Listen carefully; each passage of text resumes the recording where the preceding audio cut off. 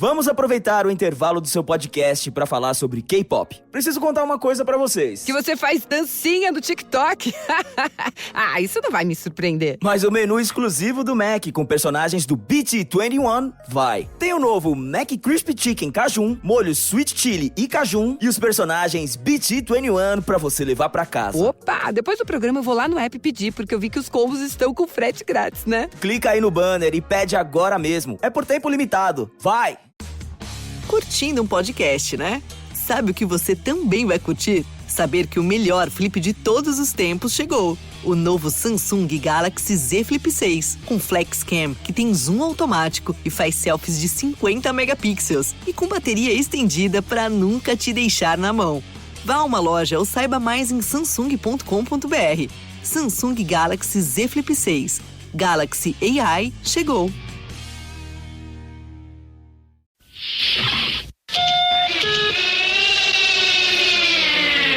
Well, here we go. Deck 78.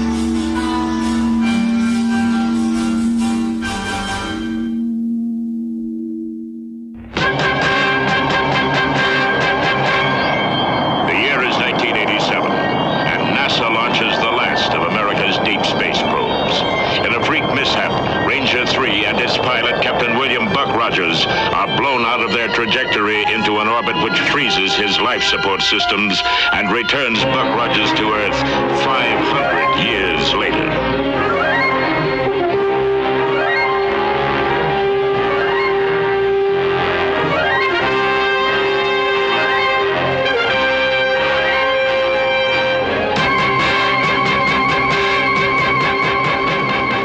Welcome back to Deck 78. Where all the excitement happens, and I'm thrilled to be sitting here at a table in the back with none other than my fabulous co-host, Darren Doctorman. Hey there, Mark. How you doing? I'm okay, Chewbacca. How are you? And joining us, look across the room. Here comes Ashley Edward Miller, who's just getting a refill on his Sumerian Sunset. And it's happy hour here at the Deck 78. So joining us at the table, it's always happy here because he's a Buckspert, is none other than the co-host of 430 Movie, the writer for such shows as Star Wars Rebels, DOTA, Dragon's Blood on Netflix, and Big Guy and Rusty the Boy Robot, as well as Batman, the Brave and the Bold. It's Steven Melching. Well, hi there. How you doing? Are we doing a what's happening? No, wait. Welcome back, Cotter. Hi there. Wait, was that welcome back, Cotter, that was or welcome back, Cotter. What's happening? Okay, I got a note, Mr. Cotter. You almost thought of what's happening with hey. Yeah, that's right. That was rerun. Hey. That's right. Well, it's a good thing I wasn't talking about different strokes, because that could cross over with the subject of today's episode. That's true. If we start talking about Gary Coleman, then it must mean that we are talking about none other than Buck Rogers in the 25th century. In the year 1987, at Cape Kennedy, NASA launched the last of America's deep space probes. Aboard this compact starship, a lone astronaut, Captain William Buck Rogers, was to experience cosmic forces beyond all comprehension. His trajectory was disrupted by an explosion. in the wink of an eye. His life support systems were frozen by temperatures beyond imagination. Ranger 3 was blown out of its planned trajectory. Buck was frozen by elements so instantaneous and perfect that he was fully preserved and living when found by the forces of the Draconian army and taken aboard the King's flagship Draconia. Where am I? You were aboard the King's flagship Draconia, under command of the Royal Princess Ardala, on its way to Earth on a peace mission. Give him something for his discomfort. Are you a real life princess?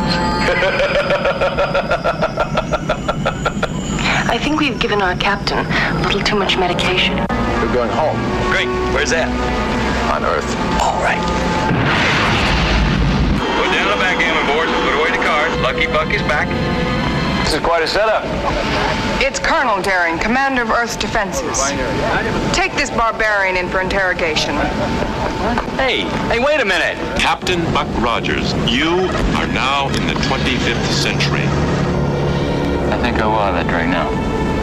Are you familiar with rock? No.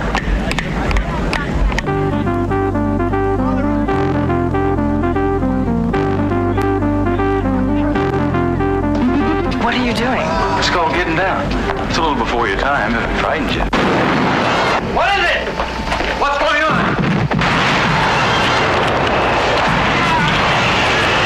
Ships. They simply explode. That's impossible!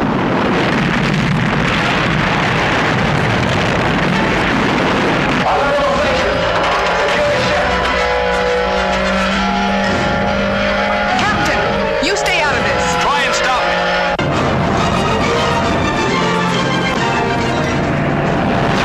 Watch out, Major, on your tail.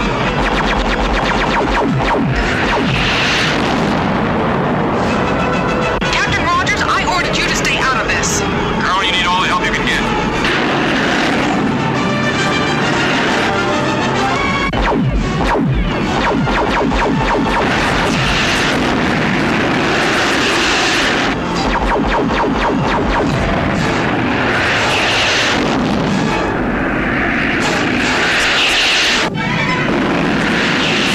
Buck Rogers in the 25th century.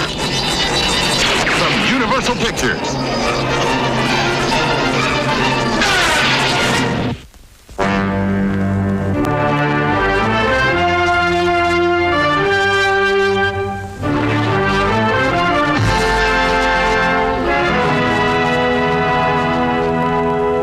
Bidi-Bidi-Bidi-Bidi. You may say, what qualifies us to talk about Buck Rogers? Well, Steven Melching.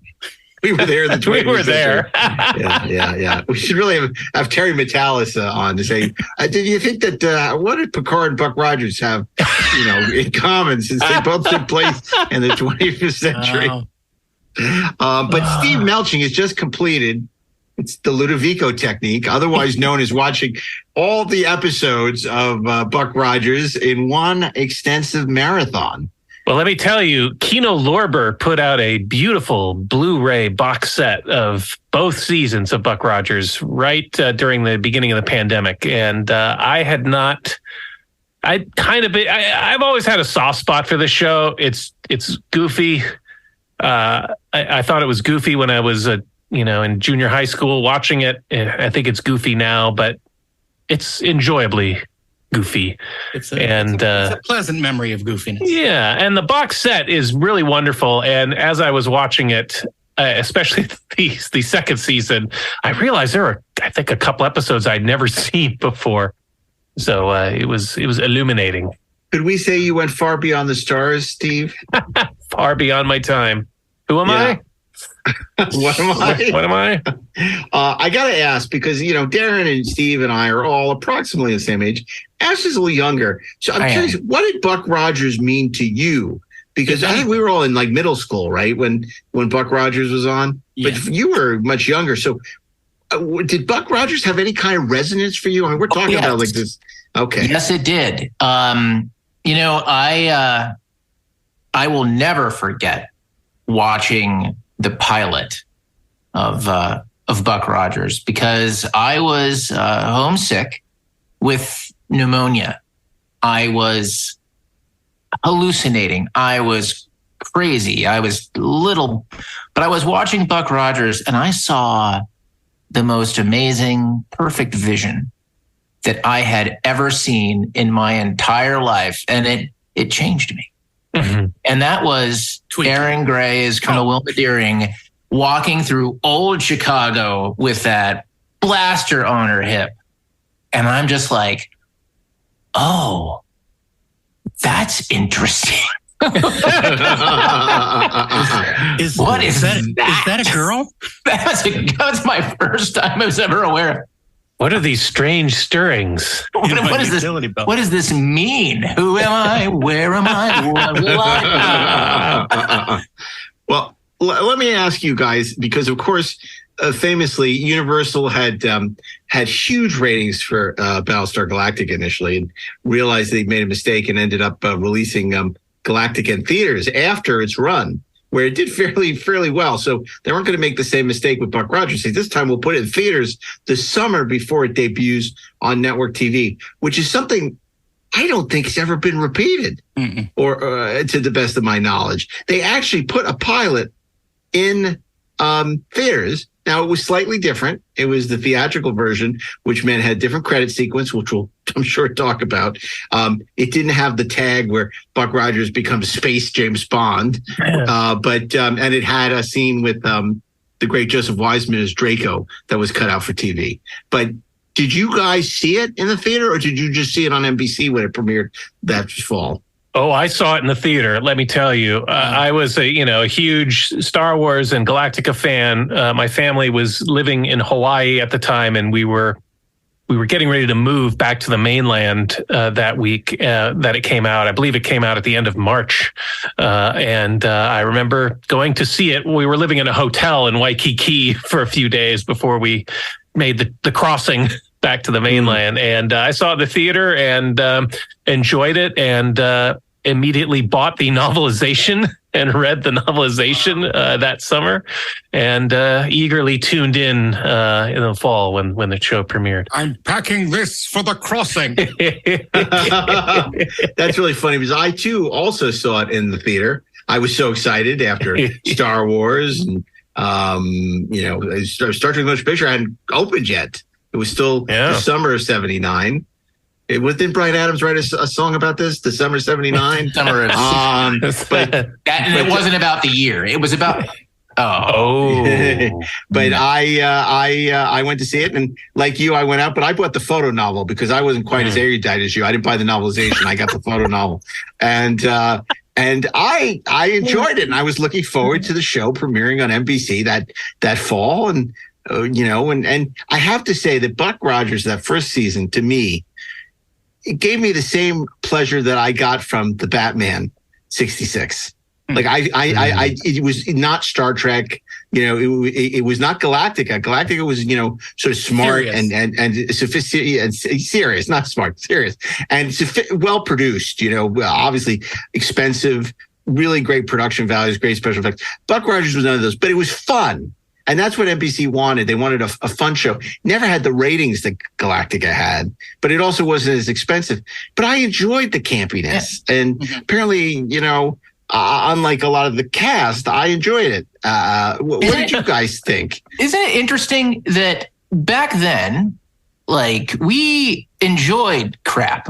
It brought us joy and happiness and pleasure, and now crap just makes us angry. However, I want a quick digression because, Steve, you brought up the novelization, and Mark, you brought up the photo novel. Let me tell you what Nerdy Ashley You have the coloring book? I got Armageddon 2149, the seminal Buck Rogers novel by Philip Francis Nolan. Wow. Yeah, which is sitting in my book collection. I'm going to go. Ashley brought props to this. I brought props, man. I loved this book so hard. It's amazing that it's still intact. See, now Ashley and Steve have walked away. They're both gone. They've gone through the Stargate. We're starting to have a... Well, look what I found on my shelf, Mr. Altman. Oh, shit. It's the Buck Rogers photo novel. Nice. Somebody get our friend on the phone. What was his name?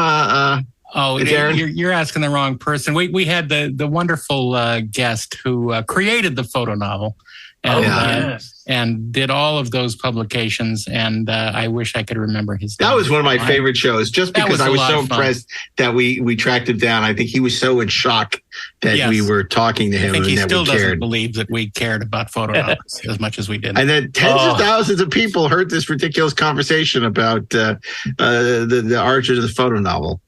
And I think he was like, maybe, who would be listening to this thing? Anyway, getting back to the show itself, I liked it because I really enjoyed Galactica. I liked it, but it was a little too goofy for me. I mean, I love the original 66 Batman as much as anybody. But I thought that I wanted this to be a little more serious. And I really hated the casting of Gil Gerard. I think I thought he was this big, dumb goof leading this show, and I never believed him as a hero. Apparently he would agree with you because he did not like the humor in the show and kept pushing back against it and created a lot of friction behind the scenes with the writers. I bet he did. It was funny because no one would say that Starlog was a muckraking magazine by any means. It was basically a cheerleader for the studios, right? Unlike Cinefantastic.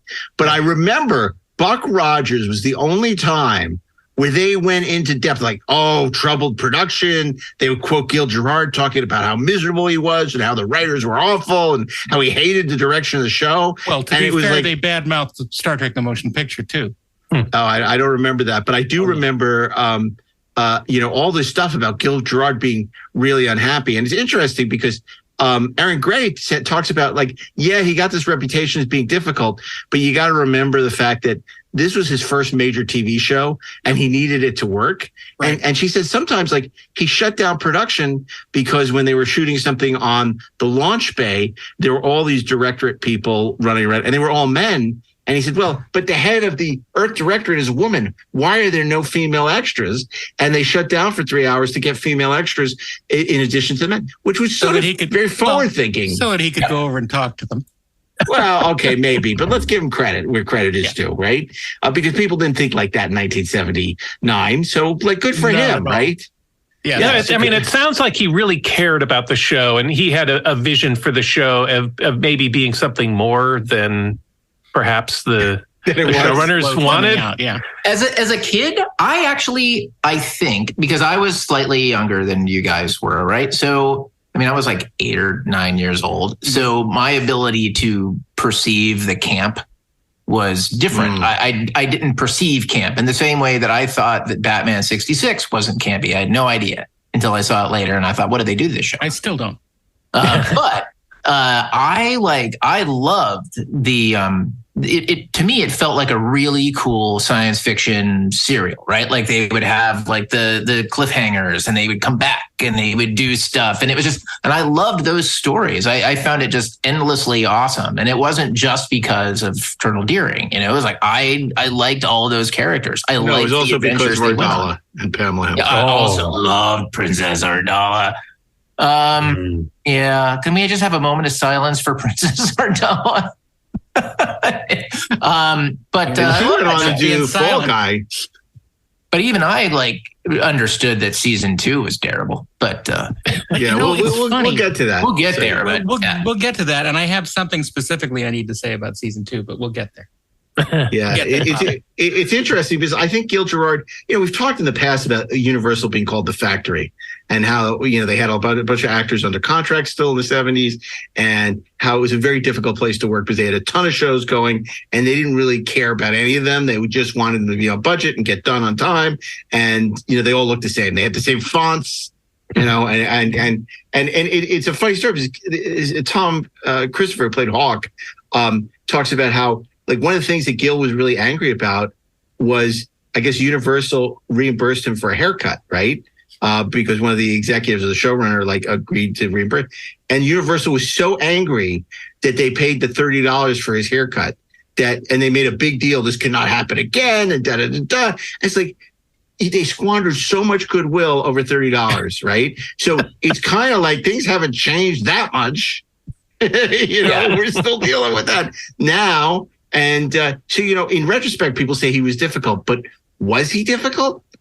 Maybe. I don't know, because, people like Bruce Lansbury said, I guess he called a meeting with the writers, right? And so he meets, and the mistake that he made as showrunner is he had his junior writers who had no experience with actors in the meeting. Right. So he had, I forget what her name was, Anne, he had two, and Alan Brenner, who I've tried to get on the show, never wants to talk about this. He's like pretends it never existed. And because he also worked on Enterprise. But so he had these two junior writers, and so he starts blasting the show, Gil, and what he doesn't like. So they get very defensive and start arguing. It gets very heated. And it's like, you never put junior writers in a room with your star if you don't know what they're going to say. You got to tell them before you go in, don't say anything or don't have them there. It's like, it's for the, and they totally blew. So from then on out, it was very acrimonious between him, between the writers and the talent. They ended up going away because you can't win a battle with the star, and it was funny because Erin was the opposite. She wasn't pushing an agenda or pushing for anything, but she was getting $600 a week. She had her modeling contract with, Bloomingdale's and her commercials, which is the only thing that she was able to sustain herself on, but she was being paid, even as a lead on a TV show, so little money. Yeah. Again, sound familiar? That is shocking to me. That's the first I've heard of that. Wow. That's crazy. And I feel like she was terrific in the show. I mean, all the jokes aside about how gorgeous she was she was great, and she was a great character. And I feel like the writers kind of did her a disservice over time.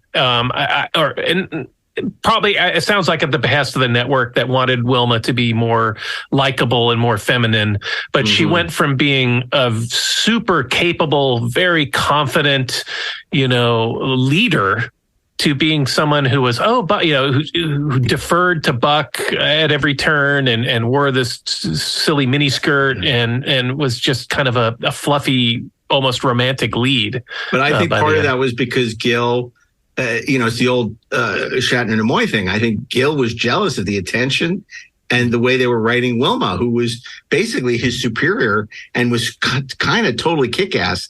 And then she quickly became a damsel in distress, which wasn't as interesting. Because even if you look at the evolution, let's talk about this, from the pilot, which is pretty grounded. Yeah, I mean, it's goofy. But, you have the dancing scene, and then you have the scene at the end on the on the Draconia. But there's a lot like that stuff in Old New Chicago where he goes to the grave of his parents to make sure they're really dead. Like there's some cool, and he's going to be executed as a traitor. Like there's like some cool stuff going on there, right? But by the next episode, which is Planet of the Slave Girls.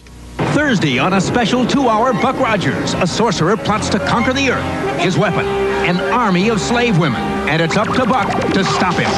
I've got a reputation to uphold too, Starring Gil Gerard with Jack Palance and returning to action, Buster Crabbe. Buck Rogers, then Chucky murders bring Quincy to the racetrack. Thursday. Planet of the Slave Girls with Jack Palance in his glowing hands. It's already gotten ridiculous. It's interesting because as Steve, you were talking about that, I think it would have been fascinating if they had structured the show actually around Wilma. Yeah. That if she was the star of the show, much like Remington Steele, and Buck was this person that she had to deal with, who was having all sorts of trouble dealing with living in this century. And honestly, I think that would be a fascinating way of sort of rebooting it. Well, that was a great dynamic with Wilma is the, a military leader, an ace pilot and, a high ranking officer in the Earth Defense Directorate. Here comes Buck, who is, an Air Force officer and an astronaut from 500 years ago. And, he's the fish out of water, and he's bringing like the old fashioned wisdom to the proceedings. He's teaching them how to defeat the Draconians by using, football strategy. It's like out of the box thinking and that's a great dynamic, but very quickly, and this bugged me even as a kid, very quickly, Wilma became less competent while Buck became super competent. Suddenly he's the one telling Wilma about He's stuff. Mary Sue. Yeah, like how does he know how to fly all these different spaceships? And if you've ever done, I mean, and God knows I have, done a science fiction show like this where you've got, your star who's in the lead who has like very specific expectations. You start to hear things like, I should have that idea. Yeah. Or that should end on me, or that should originate from me, or why is that coming from this character? And it's always a very tough balance that you have to strike. And I would imagine that back then it was even tougher, simply because of the disparity and power of the actors. Right? You're not casting Buck Rogers as an ensemble. You've already called it Buck Rogers, right? I mean, in fact, because of another science fiction show that I worked on, I came up with a rule, which was I would never, ever create or work on a show that was named after the main character. Oh, so you see that it's not something I think that is that's unique or specific to Gil Gerard or to Buck Rogers. It has nothing to do with Aaron Gray and Wilma Deering. It has nothing to do with gender. It has everything to do with your star becomes insecure and needs to feel like they don't want to feel like they don't know what's going on and their character doesn't know what's going on. And some of them are okay with that. Sometimes you get people like Josh Jackson, right? Like on Fringe, he was just like, yeah, cool, man, whatever. Or Brian Austin Green is like, yeah, cool, whatever. But like for the most part, on Terminator, the Sarah Connor Chronicles. Right, exactly. That's why I said, So that's why you turned down Mr. Sulu's Space Hero. I'm a captain now. Well, it's funny because that's what Nick Meyer used to say about Shatner, that he didn't understand how to write for Kirk until he realized all that really Shatner wanted was be the first guy through the door. He said once he realized that Kirk needed to be the first guy through the door, he was able to write for him on Star Trek 2. And that's when everything started going well for him. Because before that, Bill hated the script and hated him and everything. But as soon as he realized that all he was asking was for Kirk to be the first one through the door, he cracked the code. And it is true of most leads, actors or actresses. Yep. Let's talk a little bit about the technical prowess of the Buck Rogers show. I mean, obviously, it was sort of a second cousin to Battlestar Galactica. And they had some of the same production people on it. However, the visual effects were done, I think, completely at what was known as Universal Heartland, which had done the last few episodes of Galactica. The Starfighter, which is a design that I absolutely love, was a vestigial remnant of Battlestar Galactica. It was a design by Joe Johnston that he later evolved into the Snowspeeder. But it is a beautiful ship. And I think the others on the show are not exactly as iconic as that. But, I certainly loved the Princess Ardala ship and the Draconia. The Draconia, yes. And the War Witches. But technically it was, really well done. They had sort of established a method for doing complex effects shots very economically by that time. And, as a result, they actually were able to do 2 seasons of Buck Rogers and afford it.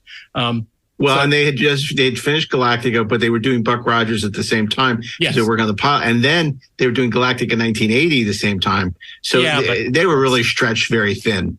There wasn't a lot of stuff that they had to do other than the flying motorcycles on Galactica 1980. On the 2-seater Viper. Yeah. That went through time, that traveled through time. But we'll save that for Steve's next marathon. No, some of the visual effects are quite good and hold up very well. I mean, some of the shots of the starfighters maneuvering are pretty sophisticated for 1979, 1980. And some of those shots of the Draconia, these long shots as the Draconia is flying towards camera. that great score from Stu Phillips. And some wonderful matte paintings that integrated model effects work. Yeah, they're terrific. Some beautiful work. I mean, the couple views we get of old Chicago are really magnificent. Yeah. I would argue that I think that what they did with the Bonaventure Hotel is gorgeous, where they put the live action plates, the Bonaventure against New Chicago. And then also the monorail shot that they kept using as establishing shot is great. Yeah. Still holds up. It's a lot of fun. It's a lot of fun to watch. I love that Starfighter. I used to just draw that obsessively. I wanted that toy. I think they made a die cast toy of that, and I believe there was also an action an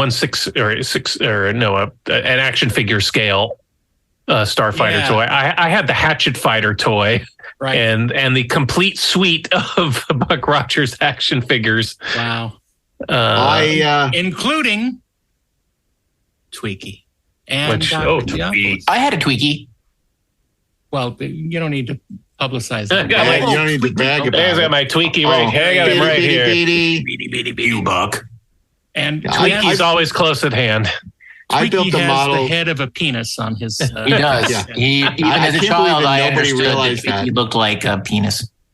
Yeah, I built the Starfighter model kit and the Draconia Hatchet Fire model kit. And they were great. And they were great. They were easy to build, unlike the 1979 Enterprise model. And they were terrific. They had great playability. And there was no Draconia, but my friend Steven Simak, he literally with balsa wood made his own Draconia, which I remember I'd go over to his house just to have a chance to hang out with the Draconia. It was really impressive. Because his model of Draconia was finished. The shooting model was only finished on one side. Well, they didn't need two sides. They didn't need two sides. Okay. No wonder it kept getting defeated. It was only half complete. And Mel Blanc was the voice of Twiki until he was replaced.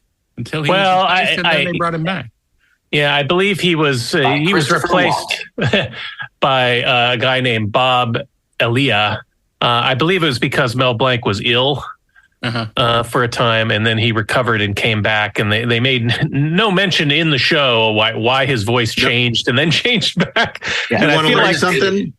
That's not true. That was the story they told the press because people liked him. But Mel Blanc was so popular. But John Mantley, who took over the second season, was a big sci-fi fan, and a bunch of the writers.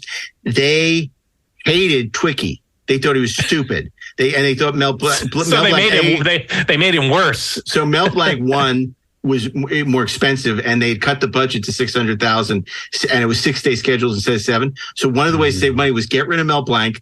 Second, they thought it was goofy to have Mel Blanc, but people were so upset that they got rid of Mel Blanc, they had to bring him back. But that was why.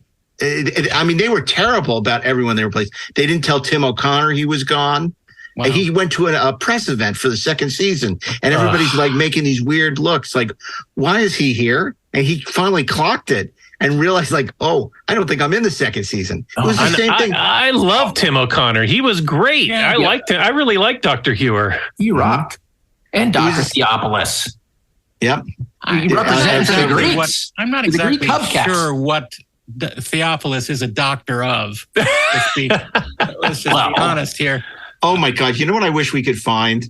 Remember, I don't know if you guys remember, we did a tribute back when I was doing Sci-Fi Universe. Maybe it was Cinefantastic 2.0 at the Cinematheque to the 25th anniversary of Buck Rogers. And we had a bunch of the cast, and Eric Server did the voice of Dr. Theopolis. We had Dr. Theopolis do the Q&A with Tim O'Connor, Glenn Larson. You had him on stage. You actually had Dr. Theopolis on stage. We had Dr. Theopolis on stage, and then behind the curtains was Eric Server with a microphone, and Stu Phillips was there. If I could find that video or that audio, we should put that on Deck 78 because that was great. That was great. And I feel like, with the budget cuts, I think they also cut the sound editing budget because Tweaky really didn't do the whole Bidi-Bidi very much in season 2. No, but they were trying to make it less goofy, and they just made it more boring. Every time you put in Bidi-Bidi, that's another $50 they got to cash up for. So 50-50. And let's give credit where credit is due. Twiki was played by Felix Sia, who was also Cousin It on the original Addams Family. Anatolosian.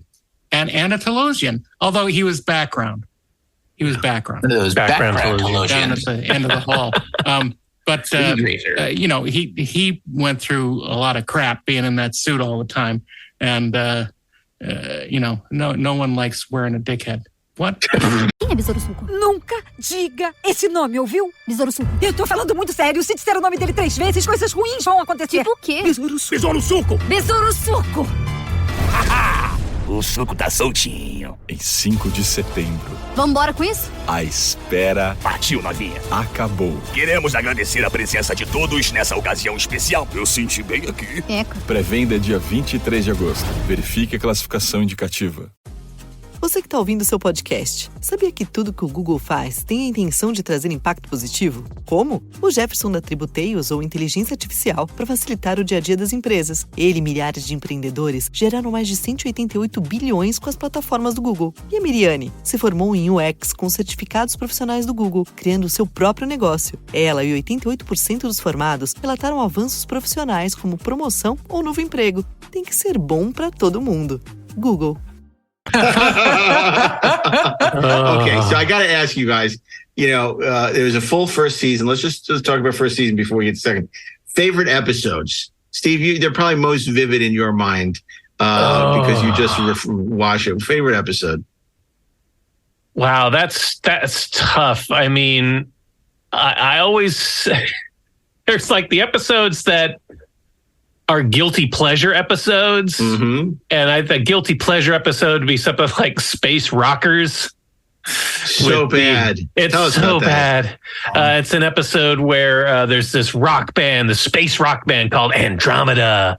And whenever they perform a show, this live simulcast across the galaxy, there's some, unbeknownst to them, some secret, signal is embedded in the broadcast that make the youth go crazy. It's the original Halloween 3. Yeah, well, it totally is. It's almost exactly a plot from Josie and the Pussycats in Outer Space.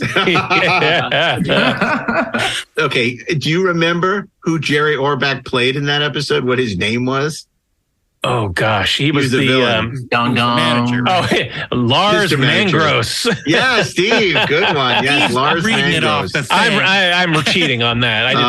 Okay. I knew Jerry Orbach was in it, and Richard Mall was in that episode too. Oh my gosh, yeah. The great thing about these titles is they tell you what happened in the episode. So even if Ashley and Darren don't really remember, if I tell them a title, it may bring back memories. So it's like free associating. So Unchained Woman. You remember that one? That was with that woman that was not chained? Yeah.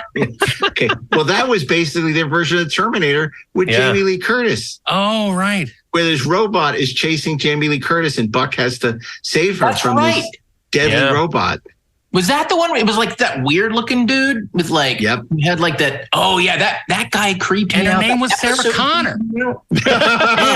And you couldn't give her notes. Dug that. Acknowledgements to the works of Buck Rogers. But I mean, come on, guys. The greatest Buck Rogers. You're going to pick the one that I would pick, yes. Oh, yeah. We can just agree on it, right? Like 3, 2, 1.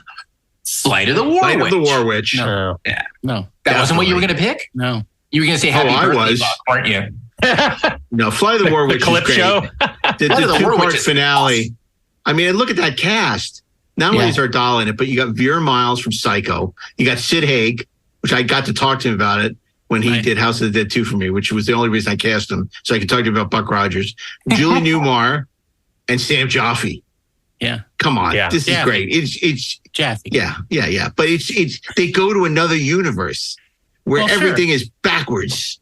It's like a Star Trek animated series episode come to life. Bizarro. It's so great. Yeah, it's epic and it's cool and like it's got a great villain and freaking Ardala is in it. I mean, it's like that's what the show. It's like the All Stars. It's like the Buck Rogers All Stars. Yep.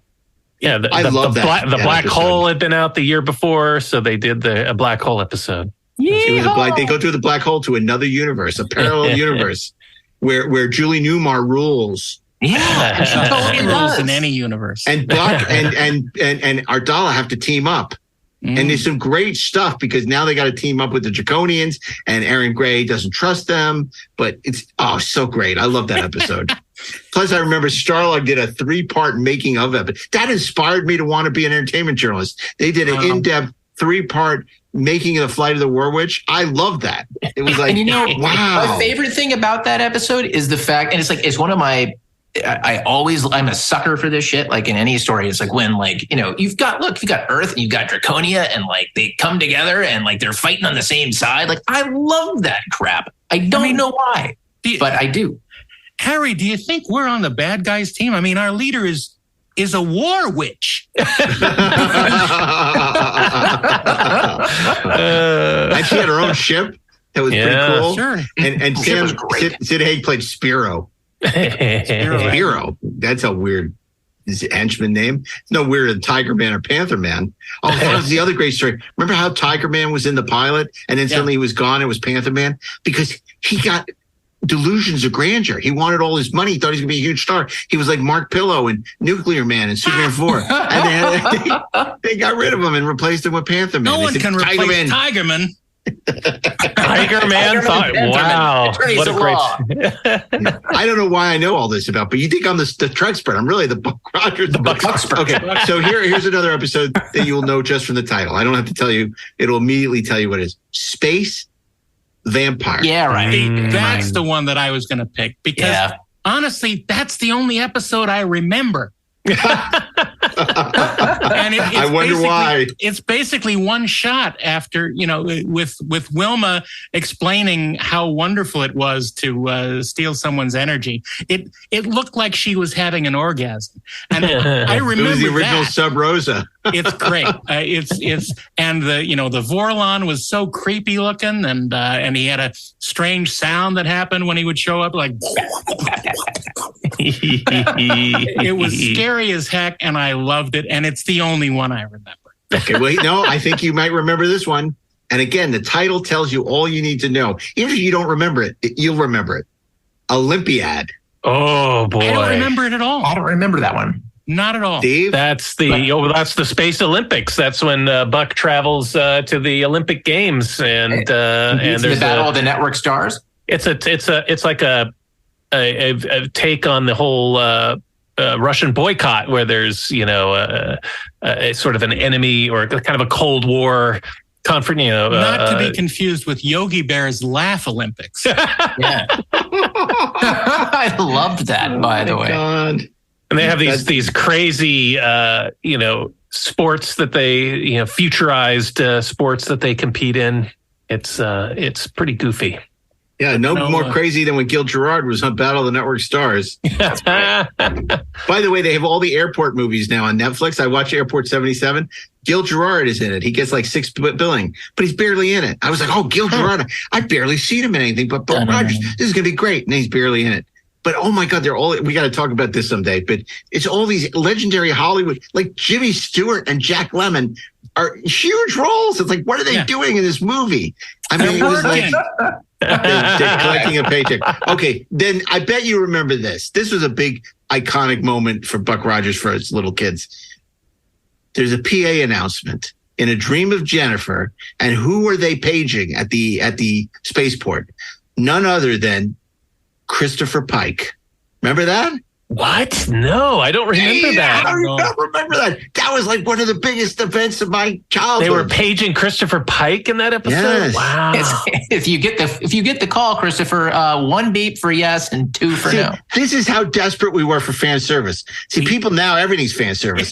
Back then, there was a PA announcement for Christopher Pike, and you're like, oh my God. So this takes place in the Star Trek universe. I do remember because I guest starred Anne Lockhart from Battlestar Galactica, which was pretty great. As playing, she was great. Yeah, and the titles start to kind of get very repetitive. We go from Planet of the Slave Girls to Planet of the Amazon Women to escape not from wedded slave bliss, to Cruise Ship to the Stars with Dorothy Stratton as Miss Cosmos, which is recreated in Star 80. For those of you who really? Yeah. I've never seen Star 80, so they actually recreate that in the movie? We should have had that on Warner Bros. Top 100 movies. They reference it, yes. Oh, they reference it. Wow. Okay. Yeah. I have to say, I really, if I was besides Flight of the War Witch, I love, and I know it's not a great episode, Cosmic Whiz Kid, which is the Gary Coleman episode where Buck has to rescue him from the evil clutches of Ray Walston. Right. And I love that. That was one of the few episodes I cassette taped back then. And as a kid, I did love that. Well, I mean, Gary Coleman's a freaking star. I mean, he steals that episode. He is, he's such a presence, and he plays another refugee from the 20th century, so he can relate to Buck and gets all his references. And I liked that conceit when I was a kid. It was kind of aspirational. Also, I like to pretend that he was what's his name, Drummond. From different strokes. He's just hanging out with Buck. What you talking about, Buck? Bidi-Bidi-Bidi. What you talking about, Buck? And while the show shared nothing in similarity to the classic Buck Rogers serials, there is a little tip of the hat in Return of the Fighting 69. Yeah, I remember that one. Yeah, I do remember that one. Just a couple. I've been doing this a lot longer than you think, son. Yeah, and who is that? That's Buster Crabbe. Larry Buster Crabbe, the star of both you brought her, Buck Buster Rogers Crabbe. And Flash Gordon. Yep. And I love the oldies are Peter Graves, Robert Quarry, and Woody Strode. Yeah. Who come back to help Buck because a terrible, wasn't a virus had taken out most of the It was basically the plot of Star Trek Picard.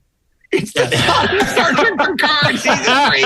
Only the old people can save them from. But I love it. I loved that episode, and I loved the implications of that character. I found that just unbelievably I couldn't get over it as a kid. But it's a good thing that Terry didn't watch Space Rockers, or he might have had them disabled. Have the Borg take over with a bunch of rockers. I do have to correct you, though. Buster Crabbe was actually in Planet of the Slave Girls. Hey, nice double teaming over there, whoever you are. Gordon's the name, thanks. We met Gordon? I don't think so, Captain. We're from different times. Gordon, where'd you learn to shoot like that? I've been doing that sort of thing since before you were born, Captain. You think so, huh? Young man, I know so. Hey, nice double teaming over there, whoever you are. Gordon's the name, thanks. We met Gordon? I don't think so, Captain. We're from different times. Gordon, where'd you learn to shoot like that? I've been doing that sort of thing since before you were born, Captain. You think so, huh? Young man, I know so. Really? Right. It wasn't in Return of the Fighting 69. When he led the bomber group to go bomb Jack Palance's asteroid lair. I've been doing this since before you were born. Yep. You know who else is in that? He was too old to be next to Peter Graves. Yeah. But you know who else was in that? Jack Palance. Yeah. And Roddy McDowell. And he had the glowing hands. Yeah. Oh, my God. You know what? Am I crazy, or did Buster Crabbe's character in that episode, he had something different on his helmet, right? He actually had the lightning bolts on his helmet. Yeah. It was this weird implication that, it was Flash Gordon. Yeah, exactly. I loved it. Or Flash Gordon. Flash Gordon. Yeah, he wasn't Flash Gordon. He was Flash Gordon. And then, it was always fun when Ardala would come back. She came back a couple of times, and Ardala returns. In case you didn't know what episode it was, Ardala returns to the Empire. Strikes back. She could have had her own show, dude. It would have been a monster. I don't know what would have happened. It would have involved Panther Man. Panther Man. You have Escape from Wedded Bliss, where yeah, I love in Ardala Return. She's trying to clone Buck because he's the perfect male specimen. Only he can pilot the ships. Just like Captain Picard. Yeah, exactly. But this was more entertaining than Nemesis. Yeah, a root canal. It's more entertaining. A root canal. Oh. So yeah, that was a fun first season though. A lot of great episodes, and then the show becomes something completely different. And this is something I think, Ashley, you could relate to, in our business. So Bruce Lansbury is prepping the second season. It's the end of the first season, and the executives come in with John Mantley, and they're showing him Bruce Lansbury's office. And he's wondering why this is his office. Why are they showing this guy his office? Because this is the showrunner who's taking over the next season.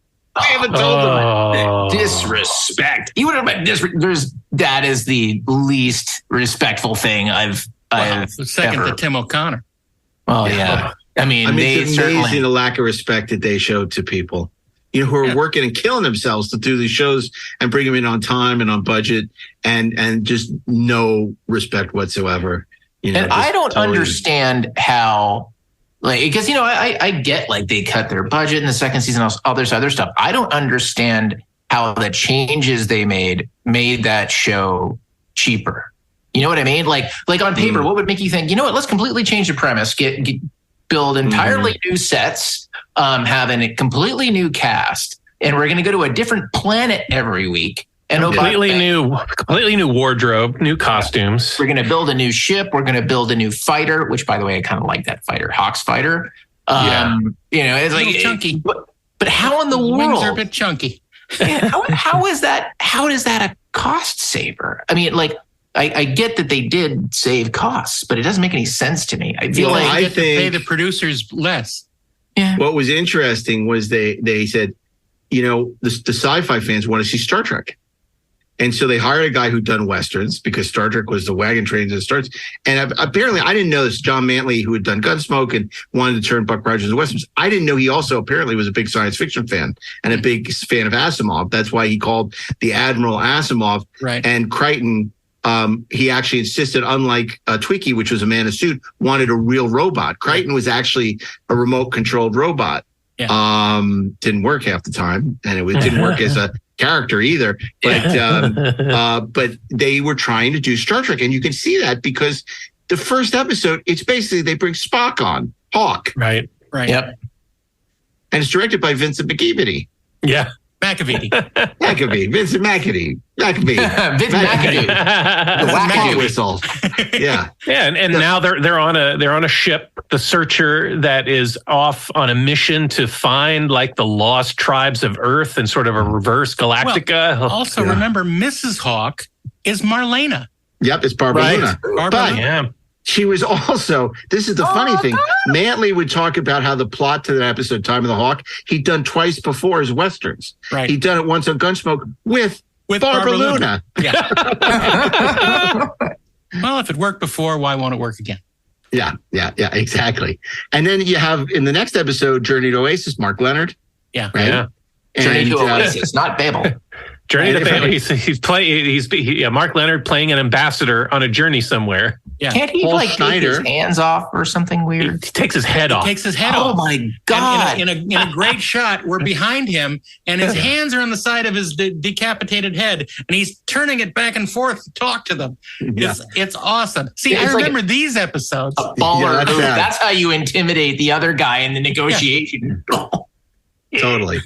And he apologizes for it. He says, I keep forgetting that there are some creatures that cannot remove their heads.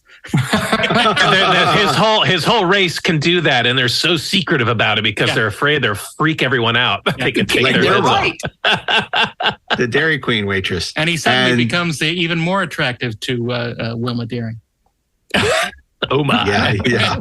And then they had The Guardians, which was written by Paul Schneider, who'd written some Star Trek episodes, not Dorothy Stratton's horrible boyfriend. And who does the voice in The Guardians? Vic Perrin. Yes. So it's there's so much Star Trek influence, yet they didn't understand what made Star Trek work. Now, is that the one where they go into this Cave of the Winds and they meet the little blue guy? That's Journey to Oasis. Oh, that's part 2. Yeah, of Ezra Hodden and all that. Yeah. The little blue guy freaked me out, man. Yeah, ODX, played by Felix Silla. And then there was the whole, am I crazy, or was there something involving a lot of little people who really wanted to... I try not to think about the Time Bandits episode. Time Bandits. I think that's... I don't know if I'd ever seen that one until just the other... That's why I remember that. They're like trying to take Wilma's clothes off, and Tony Cox is playing like their private. There's a bunch of little people generals, and then Tony Cox plays their private. And like, I knew him, as the star of Bad Santa. Like, oh my God, what's he doing in here? That Tony Cox plays their private. Just saying. Wow. It's funny. As bad as season 2 of Buck Rogers was, it was the one science fiction show of that era that actually won an Emmy for Bruce Broughton's score to the Satyr. Yeah, it won an Emmy for the score, and now he's doing the Orville. That's one I definitely hadn't seen, because it opens with this crazy shot of this satyr riding a horse that's got all this armor on, blasting like steam out of its nostrils, and its eyes are glowing red. Like, that's the first shot of the episode. Like, I remember that. What the? He's playing a little pan flute. Like, what the hell? And then Buck gets bitten by the satyr. It's like a werewolf episode. The satyr bites him, and then Buck starts slowly turning into a satyr himself, and he's got to rescue the marooned family on the planet before. I used to think that the only good episode of the season was that Testimony of a Traitor, where they think Buck is the one who was responsible for causing the apocalypse. I remember that. That was pretty. That one's not bad. It's not bad. It's not as good as I remember it either. It's not great. No, right. But it's interesting because it's a mystery. You're like, what did happen? Who did cause it? And they, it's a cheat the way they tell this, the way they tell the story. It's their measure of a man, or their Rashomon. Yeah. The thing is about the second season, arguably it's not as good as the first, and it's goofy, but you know what? It's still entertaining. And is it? I remember watching it as a kid. And I thought it was fine. I didn't think it was good, but I thought it was fun to watch. Well, we're in an era where, it was better than Galactica 1980. Yeah, yes. Yeah, but then what isn't? Well, it was a show that was created for a family audience or a kid audience. These days it seems like most shows are really trying to be sophisticated, tell sophisticated stories and there's nothing wrong with that. It's just, there doesn't seem to be these sort of different shows made with different audiences in mind in the same way, maybe. Yeah. Yeah. No, look, I think they were trying to do Galactica funnier and cheaper, and it didn't work. They tried to then do Star Trek, and it definitely didn't work. And it's sad because I remember when it was finally canceled, I think it was like number 70 in the ratings. And I kind of knew, it was like the papers would start running the ratings. And I knew like 70 is not good because Galactica got canceled at like 27 for the season. Yeah. And I was still like hoping that they would bring it back and maybe they'd go back to what they were doing the first season. But then it was canceled and I was like, oh, okay, well, that's over with.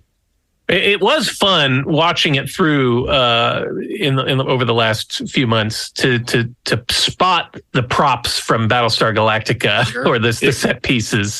There are a lot of them. Whether sometimes the Colonial Warrior costumes without the jacket showed up at one point. The Adama's what do you call it? His brooch thing was a prop. The pyramid cards made an appearance. The Colonial Fleet made appearances. Yeah, the Cylon freighter was repurposed as another ship in the last episode. Their version of the Enterprise, the iconic ship at the center of the show. The Searcher. The Searcher. All it was they took the cruise ship to the stars from first season and flipped it over and painted Searcher on it. Sure. It's like that's how seriously they took this nonsense. But they had no money. No money. I mean, they were doing this in 6 days instead of 7. They were doing it for $600,000 an episode. Optically, they're doing opticals, which, and so it's remarkable that show even made it to air and stayed on the air. And that here we are over 40 years later, more than 40 years later, and we're still talking about it. We may be the only ones, but we're still talking the only about ones it. talking about it. Yeah. Think about it this way. When it was number 70 and got canceled, in today terms, it would be a monster. An enormous number of people watched that show. Even if it was number 70, still a ridiculously enormous number of people, which is why it has a footprint. And there were, in this country alone, there are probably 100 million more Americans today than there were in 1981. So as a percentage of the population, it was even bigger. So here's my question. You mentioned the wonderful Kino Lorber box sets. Terrific, really beautiful Blu-ray. I bought the Australian Blu-ray and ended up, which was great, but ended up buying the Kino Lorber set to support the show. And I'm really glad I did because it's great. Would you recommend this to people who haven't seen Buck Rogers, who are listening to the show, who trust the Treksperts? You trust us as a mother, who trust the Treksperts. What would you say? Should they get this Blu-ray? Should they watch Buck Rogers? What do you think, Darren? Is it available on Peacock? No, it is on the NBC Universal streaming app. I don't know if that still exists, but that it was playing on that. But it's not. You can't get it on iTunes. There's some rights issues apparently because of the ownership of the underlying Buck Rogers property. Right. Which is weird. They have it on Blu-ray, but they don't have it for VOD. You can't buy it on iTunes. It's not, to the best of my knowledge, available streaming. Look, I honestly wouldn't recommend someone who hasn't seen it before buying it. Because it's such a crapshoot, really, as to whether they will enjoy it or not. Because it is a very specific kind of thing. Certainly, if you remember watching them as a kid and you want to revisit it and see how you react to it now, then absolutely. So you're saying if you're a Gary Coleman or Frank Gorshin fan, check it out. If not, proceed with caution. What about you, Ashley? What do you think? I mean, I'm kind of with Darren. I don't know if I would recommend a buy to somebody who did not know what they were getting into. But I personally would absolutely and will absolutely buy it. I mean, especially if look, here's the things that I want to find, right? I want to see the original pilot as it was. I want to see the theatrical version of that. I also want on there the 120-minute episode cut of Flight of the War Witch, right? Before it was broken up. Those are the things that I want to be able to see, and especially the Flight of the War Witch, because that's how I remember watching it. And that was another thing I thought was awesome about that episode. It was a movie. Yeah, the two-parters are presented in the 2-hour format. Okay. They're not split up into individual episodes. Yeah, but it's the same thing they did with Galactica, where there are a lot of two-parters, or 2-hour episodes, which was interesting. Was Galactica did that too. And it was a way to amortize cost. Yeah, because we did that. We had a 2-parter on Sarah Connor that was a 2-parter precisely because we had there was so much footage and so much stuff we could cut that we realized, oh, you know what? What if we just kept it all and we just shot more and we did it in 4 days? And it eventized it also. It made it something a TV Guide, special 2-hour, or special 2-part. It made it feel really exciting and special. What about you, Steve? What do you think? Would we recommend this? Is this a buy?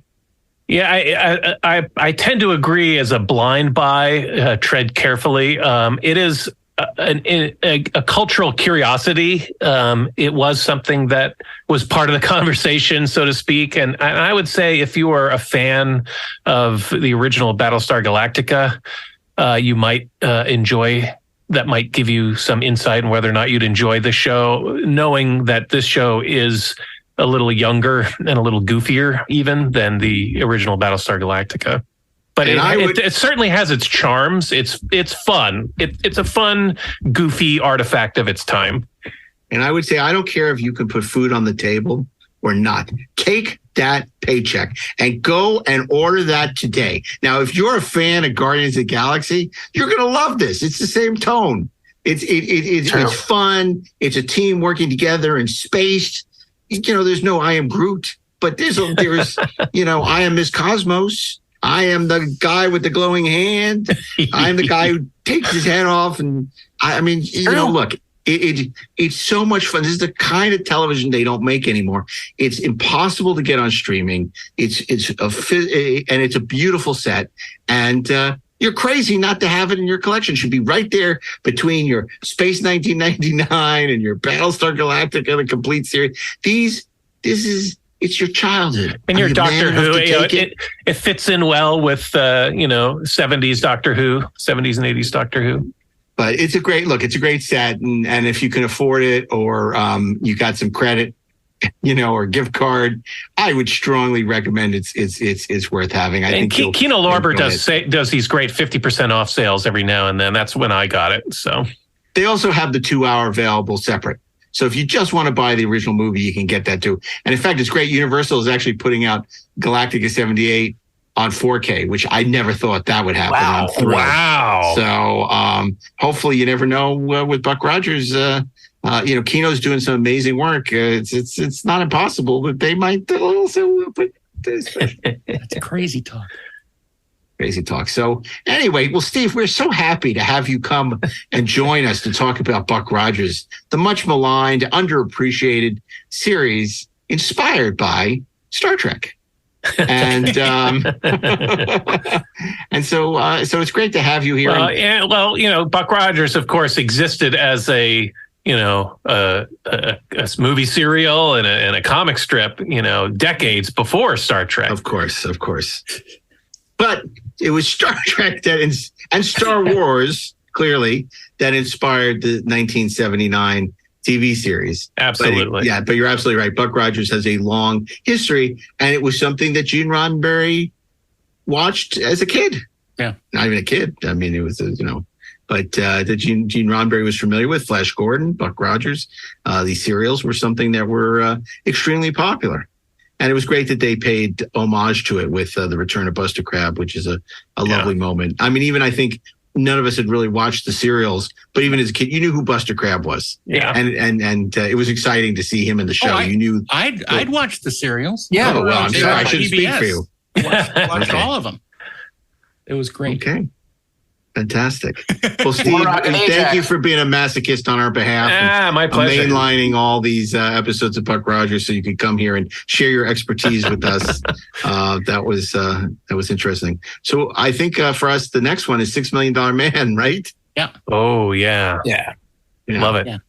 Well, we'll return to talk about our favorite and least favorite moments in $6 Million Man and Bionic Woman history when we go bionic. In a future episode of Deck 78. But until then, a very special thank you to Steve Melching. And for all of you listening, you can continue to enjoy the Deck 78 goodness by subscribing at TrekSpertsPlus.com. You can listen to us every Thursday on Inglorious Treksperts. Listen to all four of us on the 430 movie, which recently completed its 6th season, but we'll be back this fall with the 7th season. And I'm sure there are episodes you can catch up on. So please get on that. You've been waiting too long. Get on if you're not caught up.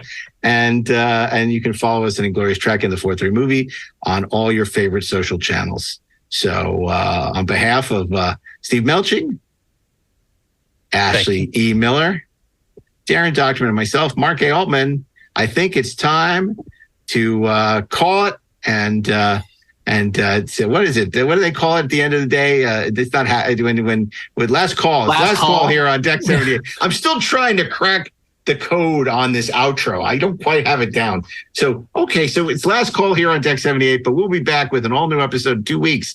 So until then, fire the rockets.